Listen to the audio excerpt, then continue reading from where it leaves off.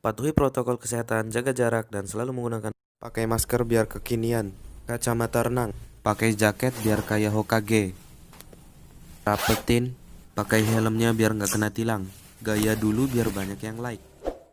Bismillahirrahmanirrahim. Assalamualaikum warahmatullahi wabarakatuh.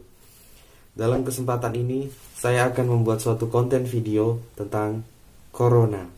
Jadi nanti dalam video ini saya akan mencari beberapa narasumber dari masyarakat langsung terkait virus Corona. Jadi saya akan menanyakan beberapa pertanyaan kepada masyarakat. Oke, dalam dunia intelijen ada satu acuan pola pikir yang menjadi acuan mereka.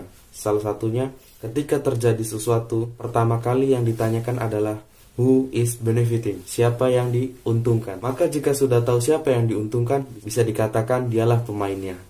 Ya, jadi ketika kita sudah tahu siapa pemainnya, maka di situ kita akan bisa membaca pergerakannya, pola pikirnya, sehingga akan ketemu solusinya. What is solution?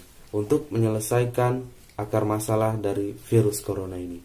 Jadi di akhir video saya akan memberikan solusi-solusi, baik itu secara konvensional maupun syar'i. Oke, pasti teman-teman sudah penasaran dengan videonya, maka silakan ditonton dan jangan di skip karena di akhir video akan saya bongkar rahasianya. Oke teman-teman, kita sudah ada di rumah teman kita. Dia seorang mahasiswa dan dia juga seorang wirausaha. Mari kita langsung saja.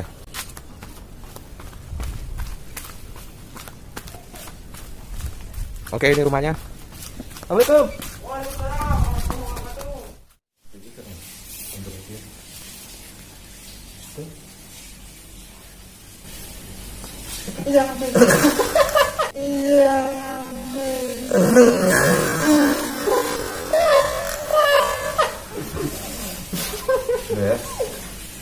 Ini masker atau apa sih? Oke teman-teman, sekarang kita udah ada di rumahnya teman kita. Dia seorang wirausaha dan dia juga seorang mahasiswa. Kebalik ya, mahasiswa dulu baru wirausaha gitu. Siap, iya. Gak apa-apa. Siap. Oke, jadi bro, tahu nggak sih apa itu COVID-19? Yang seperti yang kita tahu ya, ini kan COVID-19 atau Corona itu berasal dari Cina, di Wuhan gitu, pasar Wuhan gitu kan. Nah, yang awalnya katanya itu dari kelelawar gitu kan. Ya booming-boomingnya booming kan katanya kelelawar gitu kan. Virus dari hewan. Dari hewan gitu kan. Oke, dari dampak COVID ini ada nggak sih yang dirasa gitu, misalkan seperti dari ekonomi gitu kan, dampak negatifnya gitu dari pendidikan gitu. Nah, silakan. Nah, kalau dari sisi kita sebagai mahasiswa gitu kan, Ya. seperti kita rasakan sekarang kita tak ada kuliah tatap muka lagi dengan dosen di kampus gitu kan. Nah, itu juga mahasiswa juga mengeluh gitu kan, Pak, masalah paket lah nanti gitu kan, jaringan nanti di Jaringan kampus hilang, susah. apalagi teman-teman yang di kampung Oh kan. iya, itu dia Susah makanya itu. pakai internet udah berapa gitu kan. Iya, kasihan sekali. Dan sekali kan kalau kita ini itu sangat menentukan juga sebagai mahasiswa gitu kan. Bagaimana dampaknya untuk para pedagang? Sekarang karena gara-gara COVID itu kan orang nggak ada lagi dapat uang gitu, pemasukan gitu, tersendat semua berhenti gitu, ya, berhenti karena gitu. PSBB ini, Iya. jadi orang nggak bisa keluar, Nggak bisa akhirnya keluar. mereka nggak bisa cari uang gitu Itu ya. dia gitu. Betul. Jadi semakin kan aku sempat pedagang juga waktu bulan puasa gitu kan, lihat banyak orang yang jualan tuh sepi gitu, nggak ada orang yang beli. Kasian juga. Hasil penjualannya sepi. Lalu bagaimana narasumber lainnya?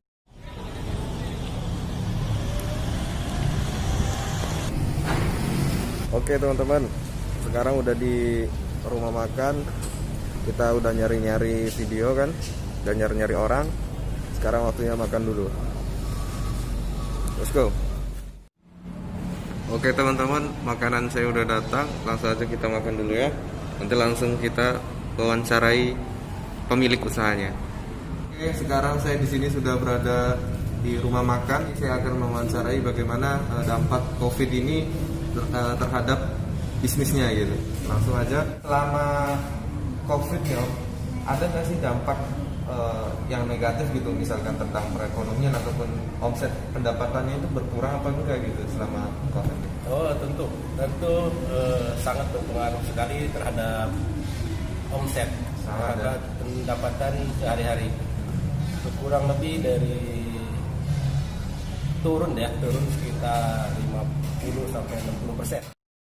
Wow, angka yang sangat mengerikan. Dalam dunia perbisnisan, penurunan omset sebesar 50-60% dapat mengakibatkan kebangkrutan jika tidak dikelola dengan benar. Apalagi pedagang UMKM.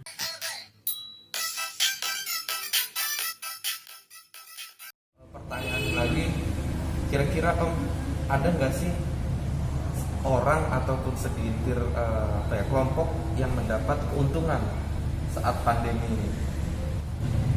Kalau menurut saya ada. Kalau menurut beliau ada. Kira-kira siapa ya? Coba kita slow motion satu kali lagi. Kalau menurut saya ada. Mungkin ada ya. Ada. Contoh biasa yang ada bisnis rumahan masker secara online. Dia bisa bikin masker jual secara online gitu. Terus ada yang jual, yang biasa nggak jualan, ada hand sanitizer, dia bisa jualan secara online gitu. Aha. Sekarang sudah terbongkar. Siapa di balik semua ini yang mendapatkan keuntungan? Yaitu orang penjual masker dan hand sanitizer. Dan kita bisa survei melalui YouTube bagaimana lonjaknya harga masker sampai 800.000. Oke teman-teman, setelah kita wawancara dari sekian banyak narasumber, sekarang kita mengetahui siapa pemain di balik corona ini, yaitu penjual hand sanitizer dan penjual masker. Namun yang kita sorot bukanlah penjualnya, melainkan strategi mereka, bagaimana cara mereka untuk mencari peluang dalam setiap keadaan. Ya, mereka mencari solusi bagaimana hidupnya jauh lebih baik dengan cara menjual masker. Oke, dari pengamatan kita tentang penjual masker dan penjual hand sanitizer, maka kita dapat membuat suatu formula-formula ataupun rumusan untuk memecahkan masalah dari beberapa narasumber yang telah kita wawancarai. Masalah narasumber yang pertama yang diderita itu adalah dalam segi pendidikan, yaitu dia adalah seorang mahasiswa, dan yang kedua adalah dalam segi ekonomi karena dia juga adalah seorang penjual ataupun wirausaha. Kemudian dari narasumber kedua yaitu tentang penurunan omset dagangnya. Oke, dari masalah-masalah yang kita temui dari narasumber 1 dan 2, saya coba ingin membuat satu formula untuk menyelesaikan masalahnya. Ya, yang pertama dengan metode konvensional, yang kedua dengan jalan langit atau syar'i. Ya, saya dapatkan pose itu dari dosen saya. Solusi dari masalah pertama atau narasumber yang pertama kita wawancarai, dia kan adalah seorang mahasiswa sekaligus dia wirausaha. Nah, dalam kesempatan ini saya rasa ini cukup bagus untuk mengembangkan usahanya. Karena selain kita di rumah aja, kita bisa mempromosikannya melalui online. Catat, mempromosikan produk melalui online. Sehingga barang dagangannya itu terjual habis karena dia sendiri menjualnya melalui online dan delivery. Lalu kemudian ada solusi lagi untuk mahasiswa yang di rumah aja, yang bete di rumah aja, berternak dan berkebun. Karena kita tidak tahu virus corona ini sampai kapan berakhirnya, maka alangkah baiknya kita beternak dan berkebun, menciptakan suatu pangan sederhanaan tanpa batas, alias kita memproduksinya sendiri untuk kita sendiri, tidak harus membeli, sehingga mengurangi kos pengeluaran untuk makan. Kan enak teman-teman bisa ngelihat gitu. Kita ngasih makan gitu kan, ngasih makan ikan, ngasih makan, menyirami tanaman, sehingga ini dapat mengurangi kesetresan kita yang ada di rumah. Kemudian untuk formula yang syar'inya, kita bisa melihat Al-Quran dalam surat Al-Isra ayat 82. Allah mengatakan, وَنُنَزِّلُ مِنَ الْقُرْآنِ مَا هُوَ شِفَاءٌ وَرَحْمَةٌ لِلْمُؤْمِنِينَ. Allah turunkan Al-Quran, Allah ciptakan Al-Quran sebagai syifa untuk orang-orang yang mukmin, beriman, alias atau mempercayainya, meyakini ayat tersebut bahwa bisa menjadi obat. Nah, pertanyaannya sekarang, Al-Quran adalah obat dari segala penyakit. Maka pertanyaannya, apakah corona ini bisa sembuh dengan Al-Quran? Kita lihat dari beberapa penelitian para dokter tentang kedahsyatan Al-Quran. Silakan dilihat. Ya, di sini teman-teman bisa melihat di Google banyak sekali penelitian-penelitian Al-Quran untuk meningkatkan imun tubuh. Salah satunya dari penelitian yang dilakukan oleh dokter yang berada di Kairo Di situ dikatakan mendengarkan ataupun membaca Al-Quran dapat menimbulkan ketenangan jiwa, dan kondisi ini dapat meningkatkan imunitas tubuh untuk melawan atau menyerang berbagai penyakit. Oke, untuk corona sendiri belum ketemu vaksinnya, tapi kenapa udah banyak orang yang sembuh?